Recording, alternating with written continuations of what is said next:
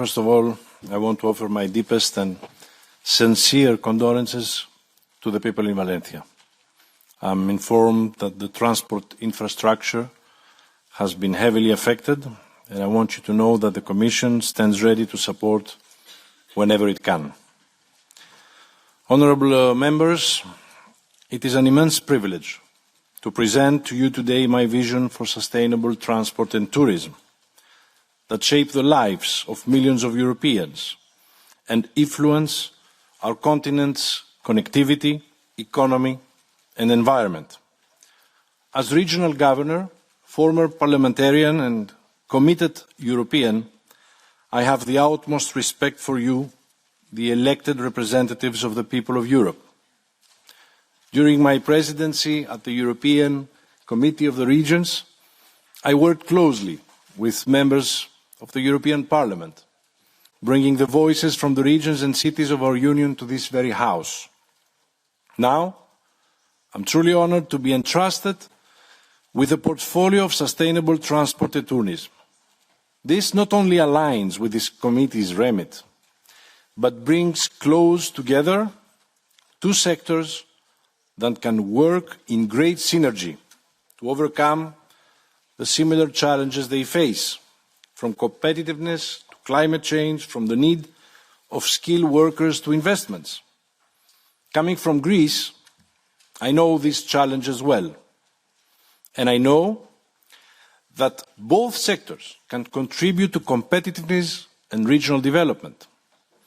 As President von der Leyen said in this Parliament, Europe needs a new plan for sustainable prosperity and competitiveness.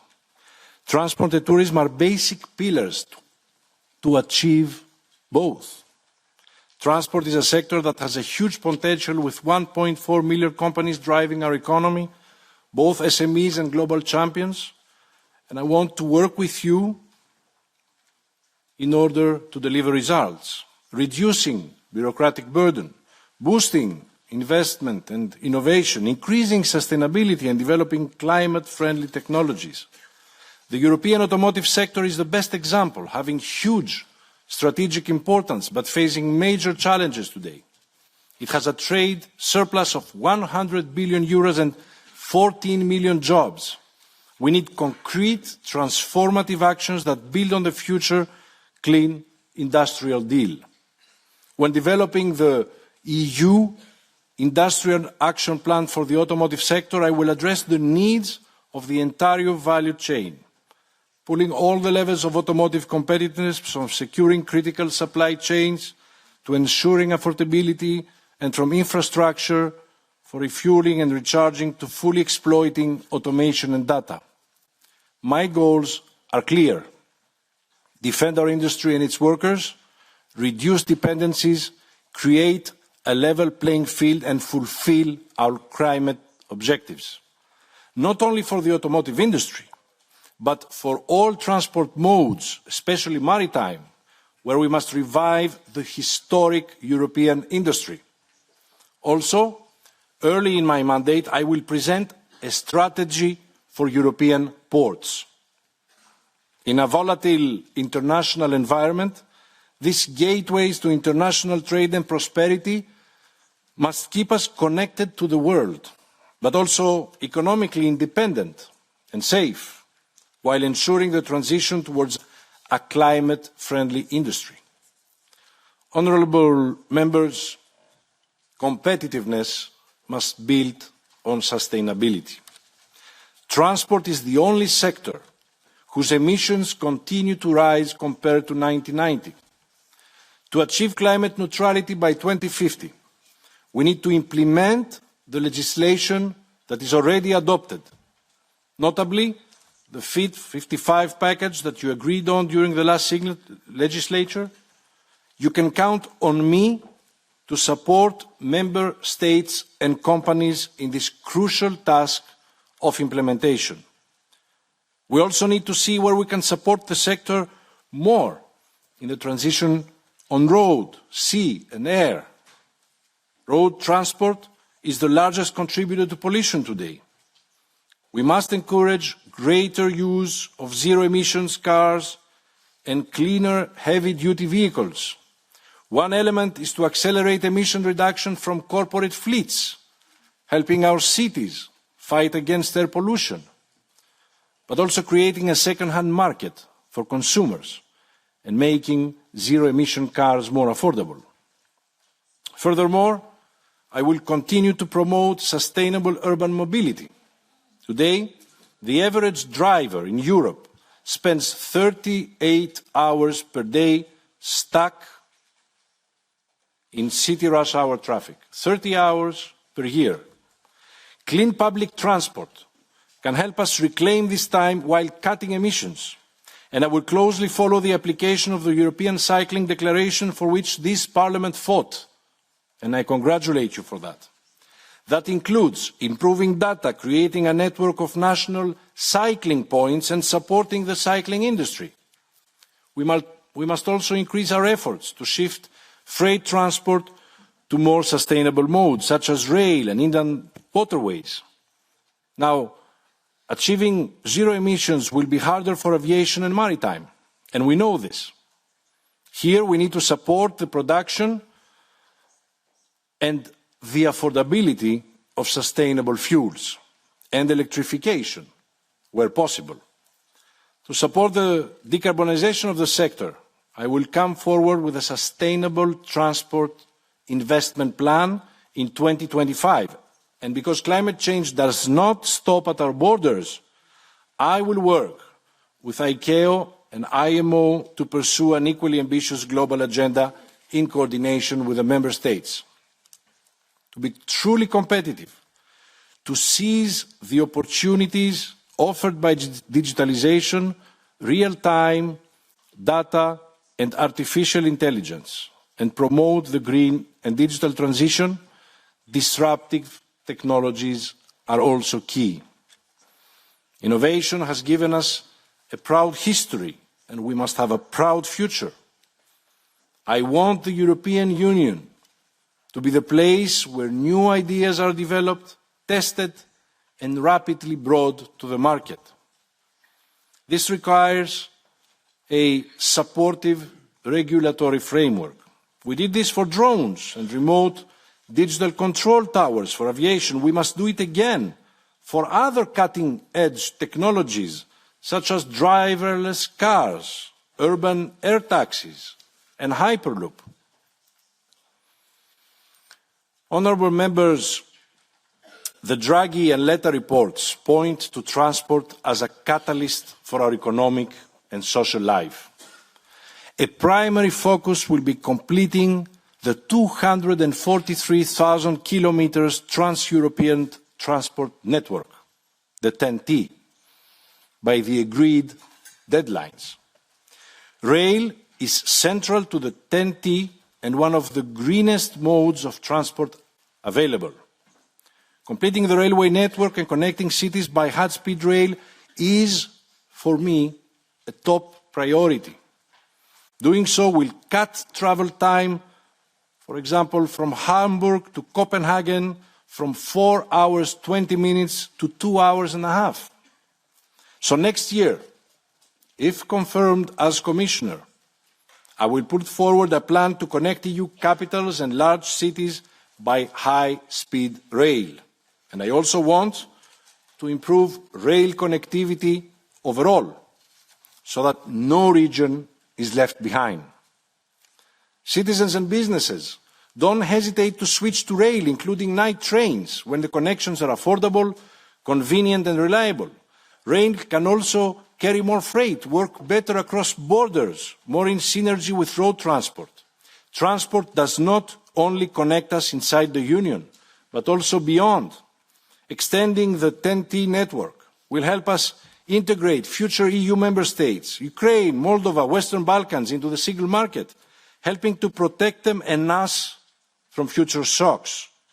It also secures connectivity for peripheral member states. Transport plays a key role in our security architecture. A good example are the EU-Ukraine solidarity lanes and the road agreement with Ukraine. And I'm convinced and committed to further work with our Ukrainian partners for the benefit of both the EU's and the Ukraine's economies. Finally, developing military mobility will also reduce our vulnerabilities. The need for dual-use infrastructure has never been greater. The single market is the heart of our union. We need to tear down national regulatory barriers where they persist. We still have fragmentation in our skies and in the ground. A train between Paris and Cologne must comply with 6 different signaling systems. A car rented in Venice today can only be dropped in Ljubljana for a fee of more than 1,000 euros. Why? It's time to make our single market really single. For rail, I will present to you in the first year of my mandate a proposal for a single digital booking and ticketing regulation, improving existing obligations in this area. Passengers' rights must evolve accordingly, offering protection for an entire journey, including those involving different operators. And let me now move to the other major sector, tourism, which is a major economic activity today in Europe, with wide-ranging impact on economic growth, employment, and social development. Europe is the #1 tourist destination. We have more than 3 million active micro-enterprises, many of them family-run business. In accommodation, restaurants, passengers transport and travel agencies, more sustainability and resilience will ensure that tourists keep coming and the sector keeps thriving. I will continue our efforts to strengthen the ecosystem's resilience while also encouraging regional and local authorities to evolve into effective destination management organizations to address imbalanced visitor flows. After consultation with all the relevant stakeholders, I will present a strategy for sustainable tourism to support the industry while preserving the environment and well-being of the local communities. Also, I will cooperate with you, with the TRAN Tourism Committee. Mesdames et Messieurs les députés, je n'ai pas encore parlé de la grave pénurie du personnel qui constitue un frein à la croissance dans le secteur du transport. Au niveau européen, nous devons mobiliser les outils à notre disposition pour former et préparer les travailleurs aux nouvelles exigences et opportunités de ces professions. Je vais organiser dans mes premiers jours un dialogue avec les jeunes. J'ai envie de comprendre leurs attentes et de savoir ce qu'on peut faire pour rendre les métiers liés au transport une option professionnelle plus attrayante.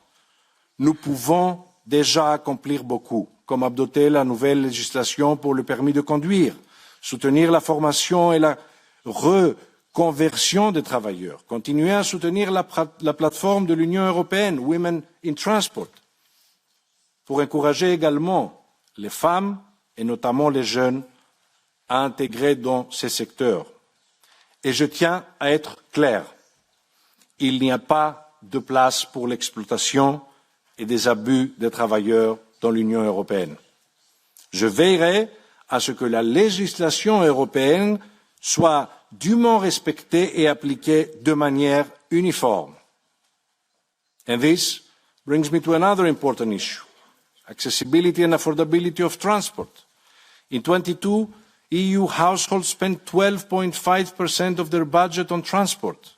Transport needs to be affordable for everyone in every region of our Union. Notably in rural areas, public transport is key for development, and I will present a recommendation on transport poverty to ensure that the funds available for transport are spent wisely.